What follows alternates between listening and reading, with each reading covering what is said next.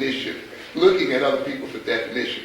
It reminded me of something here. Often the people we look for to define the situation are the people who brought on the initial confusion in the first place, you see. And it's very interesting because when you want to manipulate people, and some of you do this subconsciously, and some do it consciously, one of the first things you do is to confuse them. Like, we've done that among each other a little bit, right? You confuse them a little bit, upset them, they don't know quite what to do, and then what do? I got the answer. I'll get you out of your misery. So therefore, the person who first puts you in your misery also becomes your authority for what? Getting you out. And of course, when they get you out, they're going to get you out in terms that will advance their own interests. And watching, you see this in personal behavior as well as group behavior. The very group that has lied to you, has rewritten your history, has enslaved your parents, has eaten you up economically in every other kind of way, is the very group you go to validate reality. And to validate what is real. And to validate what is true. And you're foolish enough to think that they are the ultimate validators of what is real. And you're foolish enough to think that they're going to give you a definition that's going to get you out of your misery. And that's why we rush to their schools. And rush to sit under their feet. And rush to, and where the greatest liars of all sit, that's the places we want to go first. And where the highest liars are, those are the degrees we're most proud of. And you write these papers and they make you quote these liars. Oh, you don't have enough references here. Fill the liars. But then if you go and get your own people, somebody you can't half believe because they're not accepted by the establishment or something like that, and the references that are related to your own, you're scared to put them in because, the liars don't recognize us. You see? And you'll see this reversal going on all the time. You see? Where the confuser also becomes the authority. In fact, they confuse you first so that they can become the authority. You see? And it's set up and built up that way. And consequently, you'll see us there going back to our original confusers. People who are defining things. And when people define things, and ultimately when you define, you end up serving the definition. You end up becoming the definition. To a degree, the more you educate a black man in these institutions, and the more black people accept these definitions, the more they will stay within the confines of the definition. And therefore, there's no escape through education. The other thing, domain of discourse. What we call the domain of discourse. By that we mean, who chooses what it is important to talk about? What is news? That which comes on 7 o'clock in the evening? What is news? You ever thought about that? Who defines news? That's the domain of discourse. You got a group of guys and whoever that sits back every evening and says, this is news. Okay? And a lot of people, and they define what we write in our the New York Times is the newspaper of record. Right? What comes on CBS, ABC is what? News. If it doesn't come on there, then it's not what? It's not news. This is a control of the domain of discourse. What do you talk about when you come to these classrooms? Many people come to these colleges and they assume that what is in the college catalog is worth learning. They assume that it must be worth learning because of what? Because it's there. If it weren't worth learning, why would they put it in? And then they also make the opposite assumption that if it's not in there, what? It's not worth learning. This is a control of discourse, control of the domain of discourse, where people now set what is important to talk about, what is important to learn. You see, when you open the book, I talk to my students in psychology. Every time I talk about something that's not in the book, their eyes glaze over. They put their brain into neutral and wait until I get back to psychology. I tell them I'm always talking psychology. In fact, when I'm talking to you about something that's not in the book, I'm talking about that is the most important thing I'm talking about that day, at that moment. However, because you have accepted this book as the definer of what psychology is, You see, you're going to see what I talk about as being unimportant. And of course, what I'm talking about is how that psychology can be used for our advancement. I see students even get uncomfortable when I get at it. I talk to mixed classes, and you can see the blacks and the whites all are twisting and turning. Because, they're suffering anxiety.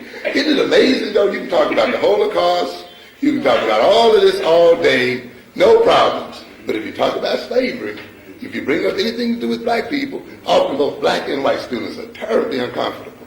They feel as if now they're being imposed upon. But what good is psychology to you if you can't use it in your own interest to understand yourself? What kind of course is it that you take that is of no value to you as a people and ultimately is not of any value to you as an individual? And how can it be of a value to you if you don't discuss and look at how it can be of value to you, you see?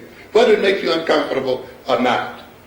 But often, you see, what we've done then is let these other people, and when you go to these schools often, you let the other people determine what it is that's important to talk about, and consequently then, they are certainly going to list all of the courses and knowledge and information that is relevant to their own advancement and relevant to maintaining their own dominance.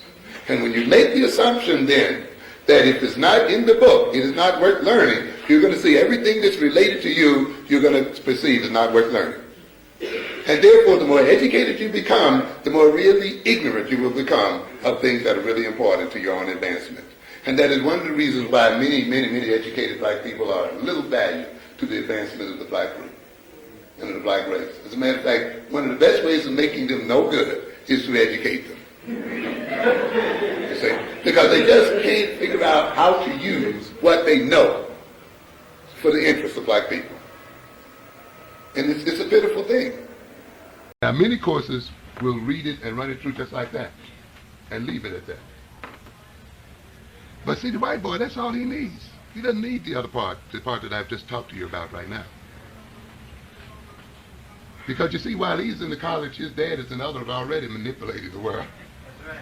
You see, and when he gets out, he will enter into that system and learn the real information. But the black one who will learn it as well or better will still be in a position of powerlessness. You see, because often he has not read between the lines, and often because he's discriminated against, he will not get into the very center of power where he can see the real deal. And so he'll be left with his theoretical propositions, and he'll be proud of his unrealistic learning. And he will talk about it and think that his degree, because it is equal to some white man's degree, that it has equal potency, and it does not. It has very little meaning. In fact, that is a part of the deception as well. It goes on to say, reinforcement and social learning. The effect of other people, the rewards and punishments they provide, is an important influence on an individual's behavior. Very potent statement there, isn't it? In fact, that is a power statement, isn't it?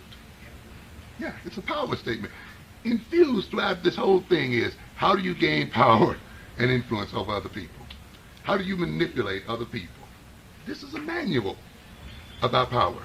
Of course, it isn't written that way, is it? It's pure, bland, objective, non-racial psychology. Nonsense. There is no course that's non-political. That is the greatest deception run upon black people, that courses are non-political.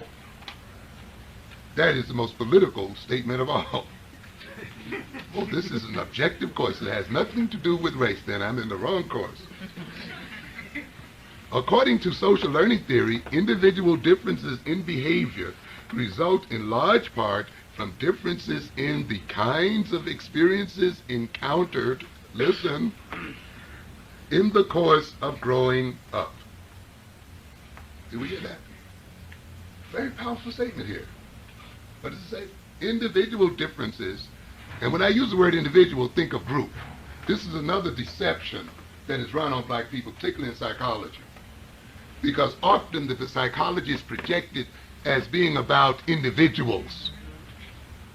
You see, and often the black student then thinks in terms of individuals, and consequently is restricted in what he learns. When you're in these courses, and they talk about individual, elevate them up to the group level. You see? Because it's to the advantage of the white man, in a sense, while he's educating you at the same time, to lower your consciousness to talk about individuals, see? So that you can think that we're just concerned with single entities and not with what? Peoples and the relationships of people one to the other. And if you don't deliberately and consciously say, wait a minute, let me think about this in terms of groups, then you're caught and miseducated right at that point, even though you know the principle well. It says individual differences, but let's substitute the word group. Group differences in behavior result in large part from differences in the kinds of learning experiences encountered in the course of growing up. In other words, then, the differences in groups, to a good extent, is the result of the kind of learning experiences they have encountered. So, if you want to create group differences, what do you create? You create differences in their what? Learning experiences. That is why the European, in order to create the African man, must also restrict the African experience, must restrict the kinds of experiences you have.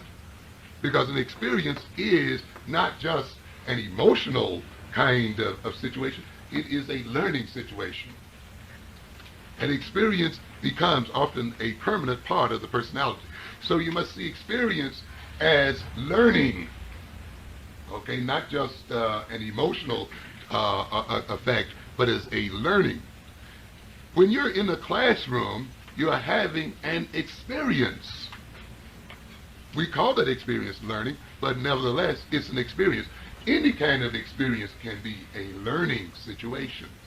So consequently, if the European is to produce group differences in behavior, he then must have control over the experiences people undergo.